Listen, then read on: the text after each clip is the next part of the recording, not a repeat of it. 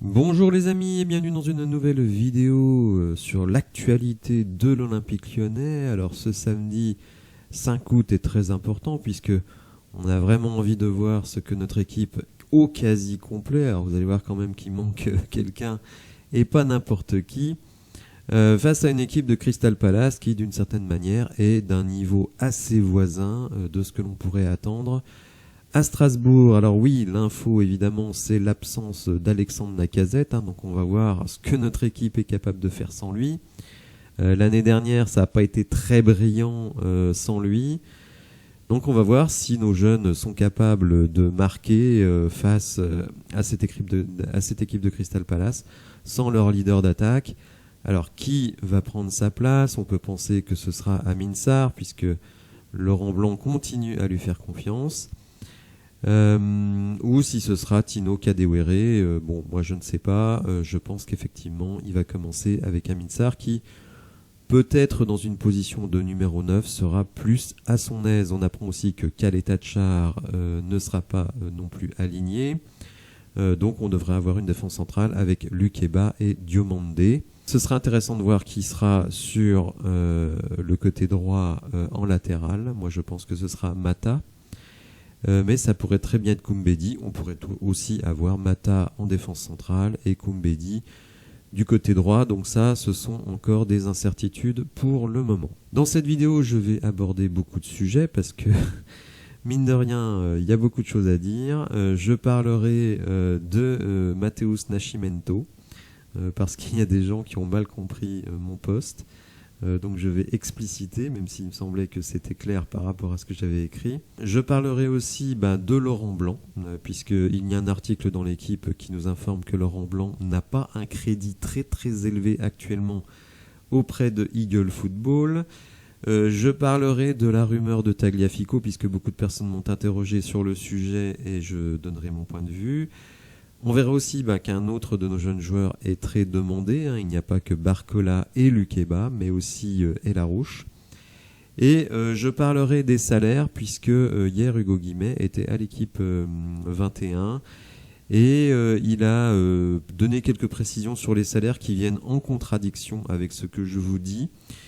Moi je vous dis ce que je lis, je ne l'invente pas. Mais a priori, le salaire de Lukeba ne serait pas aux alentours de 100 000 € annuels. On verra ça un petit peu plus tard. Donc je poursuis avec Matheus Nascimento à Lyon. Alors oui, il sera à Lyon, physiquement à Lyon, mais je n'ai jamais écrit qu'il allait signer à l'Olympique Lyonnais. Vous le savez si vous me suivez, je suis de près la pépite de Botafogo Nascimento. Le joueur sera à Londres pour suivre le match des Gones contre Crystal Palace. Et viendra ensuite visiter les installations des deux clubs, donc Crystal Palace et Lyon. Son parcours est à suivre puisque John Textor promet de faire venir les meilleurs joueurs de Botafogo, comme Jefinho, à l'OL en échange d'une implication de l'OL dans le mercato du club brésilien. Alors si quelqu'un déduit de ça que j'ai dit que Nascimento allait signer à Lyon, je pense que vous avez des problèmes de compréhension. Il est possible que Nascimento arrive à Lyon, mais je ne dis pas du tout que ça va se faire. Je dis au contraire que je suis pour voir si ça va se faire, mais je n'affirme absolument rien. Donc, s'il vous plaît, lisez bien ce que je dis pour ne pas me faire dire le contraire. Alors, je vous ai demandé, et vraiment je vous remercie, vous avez été très très très nombreux à me proposer des numéros 6. Très sincèrement, je ne m'attendais pas à autant de propositions, donc je vais devoir les étudier.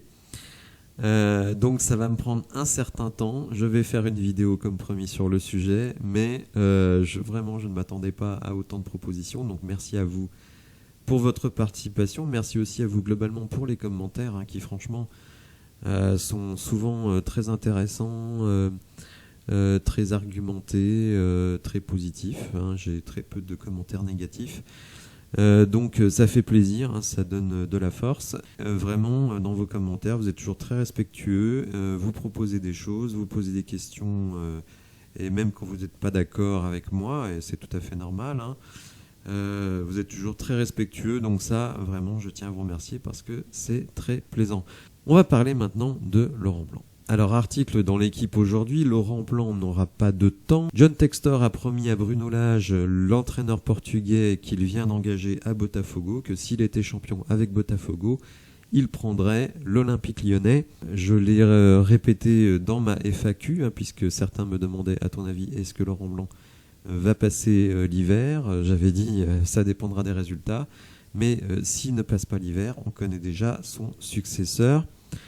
Alors, passera pas l'hiver, passera peut-être pas l'été non plus. 34 journées de championnat, ça veut dire 4 de moins pour vous rattraper si vous démarrez mal. Donc il se pourrait très bien que si le mois d'août n'est pas convaincant, vous savez, on joue plutôt des équipes à notre portée, et qu'en plus on enchaînera début septembre avec le Paris Saint-Germain à domicile. Donc la sauce pourrait tourner très très vite, d'autant que, même si ça reste des matchs de préparation, ce qu'on a vu dans les matchs de préparation, alors d'accord, une grosse préparation physique, etc. Mais bon, vous le savez, John Textor n'est pas le mec le plus patient de la Terre, ce qui parfois lui joue des tours. Donc attention Laurent Blanc, le vent peut très vite tourner, et d'autant qu'il y a certains supporters qui ne peuvent pas le blairer. Donc bon, alors sur la chaîne, j'avais fait un sondage en fin de saison, vous étiez environ 80% à souhaiter qu'il reste. Donc mes suiveurs sont plutôt, on va dire, tolérants avec Laurent Blanc, mais sachez que la direction ne l'est pas autant.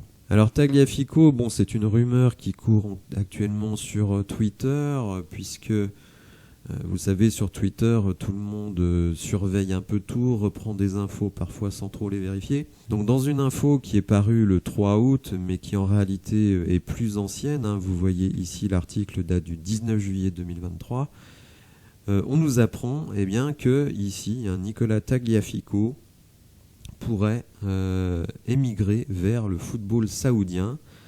Dans l'article du 3 août, cette info est à nouveau affirmée ici, puisque les Lions, donc Lyon, pourraient perdre Nicolas Tagliafico dans les prochaines heures. Alors, tenez-vous bien, dans les prochaines heures, qui partirait jouer au football en Arabie Saoudite. Donc c'est une info qui sort de El Futbolero Chile, donc un site internet chilien. Et ce journal nous dit que Gabriel Suazo, donc qui est un latéral gauche qui évoluait depuis le mois de janvier à Toulouse, aurait même accepté d'aller jouer à l'Olympique Lyonnais et sacrifier sa participation à la Ligue Europa. Alors, je n'ai pas parlé de cette information. Alors, si c'est une information, je n'en sais rien. Tout simplement parce qu'elle n'a été reprise absolument nulle part. Et notamment par des journaux ou des journalistes en qui j'ai confiance. On le sait, Bruno Guimet, lui, est très très pointu sur l'affaire. Le joueur Gabriel Suazo évolue à Toulouse, donc s'il devait partir, franchement, je pense que l'info serait sortie en France. Donc je ne sais pas ce que vaut cette information. J'ai été beaucoup interrogé dans les commentaires sur le sujet. Est-ce que tu as vu l'info sur Tagliafico vers l'Arabie Saoudite ? Alors oui, je l'ai vu, j'en ai pas parlé parce que j'évite de propager des fake news. Donc là, finalement, j'en parle pour expliquer pourquoi j'en ai pas parlé. Mais j'essaye d'être transparent avec vous. Depuis 3 semaines que cette info a été publiée, rien ne s'est passé. Le journaliste Santiago Rojas reprend cette info le 3 août, où il est très affirmatif. Alors bon, peut-être qu'il sait de quoi il parle, mais bon. Alors là, celle-ci, elle est dans l'équipe, c'est Mohamed El Arouche, et l'équipe nous apprend que le joueur intéresse ni plus ni moins que le Barça. Et oui, alors bon, c'est vrai que les jeunes de l'académie sont très très réputés, c'est le moins qu'on puisse dire, très très bien considérés à l'étranger. Mohamed El Arouche visiblement fera vraiment partie de la rotation cette saison. Il est en contrat jusqu'en 2025, donc évidemment le club a tout intérêt à le montrer et lui à être bon. Moi j'apprécie ce joueur, mais franchement l'imaginer au Barça, là il y a quand même un pas que je ne franchirai pas. Il ne sera a priori pas titulaire à l'Olympique Lyonnais, sauf si on ne recrute pas de numéro 6 et qu'à ce moment-là on va jouer avec 3 milieux de terrain qui pourraient être Tolisso, Cacré et donc Mohamed El Arouche, puisque le pauvre Le Penant n'a pas réussi à faire son trou. Je pense que Kelly Alvero, en titulaire, faut avoir beaucoup d'imagination. Et comme je pense que Laurent Blanc va évoluer en 4-3-3, je pense qu'il va mettre Ryan Cherki dans l'aile. Donc la possibilité pour Mohamed Alarouche de gagner une place de titulaire n'est pas totalement écartée. Donc à lui de saisir sa chance. Et s'il est bon, eh bien, il faut absolument le prolonger pour pouvoir obtenir une belle indemnité de transfert. Alors on va terminer avec Castello Luqueba, et là c'est une exclusivité de Foot Mercato. Alors bon, parfois ils sont à côté de la plaque, mais bon, parfois ils ont quand même raison. Et ils nous disent que le RB Leipzig ne lâche pas la grappe de Castello Luqueba et donc de l'Olympique Lyonnais, et revient avec une nouvelle proposition. Et vous allez voir quand même que le clan Luqueba, mais ça ne m'étonne pas, hein, puisque ça fait quand même des semaines et des semaines que je le dis, il fallait transférer Castello Luqueba. Alors, hier, Hugo Guimet était chroniqueur de l'équipe TV, et il a dit que Castello Luqueba émargeait à peu près à 70 000 euros mensuels, donc ça fait 800 000 euros annuels. Par contre, il a bien confirmé que Bradley Barcola, lui, était à 400 000 annuels. Enfin, il a dit environ 40 000 mensuels, donc on va dire 500 000 annuels. Donc, selon Foot Mercato, eh bien, le RB Leipzig serait prêt à lâcher, ce langage, 30 millions d'euros plus un bonus de 5 millions pour donc Castello Luqueba, ainsi qu'un pourcentage à la revente de 15% pour le club lyonnais. Mais ce n'est pas tout. Leipzig va proposer Ilex Moriba. Donc on va regarder son profil dans quelques instants. Le milieu de terrain formé au FC Barcelone, qui avait rejoint la Bundesliga avant un prêt de 2 saisons à Valence. Alors vous allez voir, c'est assez malin de la part du RB Leipzig, puisque finalement Moriba correspond peut-être au numéro 6 que nous recherchons. Et on nous dit quand même ici, et ça peut inquiéter quand même les supporters, l'entourage de Castello Luqueba a d'ailleurs pris rendez-vous avec John Textor à Londres pour évoquer la suite des négociations.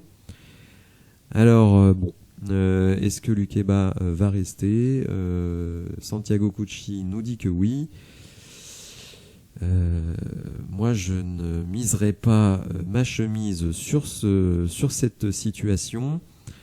Est-ce que le recrutement de Douillet Kaletachar, qui potentiellement peut être titulaire, ne change pas la donne? Je ne sais pas. En tout cas, le RB Leipzig ne lâche pas l'affaire, propose un milieu de terrain donc qui correspondrait à peu près à ce qu'on recherche. Et Luqueba, lui, semble vouloir partir. Alors, on va regarder tout de suite un petit peu le profil de Ilex Moriba. Donc, comme ça vient d'être dit, il a été prêté 2 années à Valence. Vous voyez, 20 ans, 1m83, donc un profil intéressant, plutôt athlétique. Il a été titulaire 10 fois la saison passée en Liga. Alors moi je ne l'ai jamais vu, donc je regarde uniquement les statistiques. On voit que c'est un joueur plutôt propre, balle au pied, 81% de précision par match, 83% dans son camp, 79% dans le camp adverse, ce qui est quand même plutôt pas mal. Et un joueur qui est plutôt présent dans les duels, 54% de duels remportés, 56% au sol. J'ai regardé une petite vidéo pour essayer de, comprendre un petit peu à quoi ressemble ce joueur. Et en effet, il semble être un joueur plutôt intéressant à la récupération. Ça m'a pas eu l'air d'être un joueur extrêmement créatif, mais bon, est-ce qu'on a les moyens d'avoir un joueur qui récupère et qui est créatif derrière? Je ne sais pas. En tout cas, en sentinelle avec 2 numéros 8, il pourrait, à mon avis, être intéressant. Dites-moi dans les commentaires ce que vous pensez de cet éventuel échange. C'est une info Foot Mercato. Moi j'ai plutôt tendance à faire confiance à Foot Mercato. Si vous avez apprécié la vidéo, n'hésitez pas à la liker, à vous abonner à la chaîne, et je vous dis à bientôt pour de nouvelles infos. Merci, au revoir.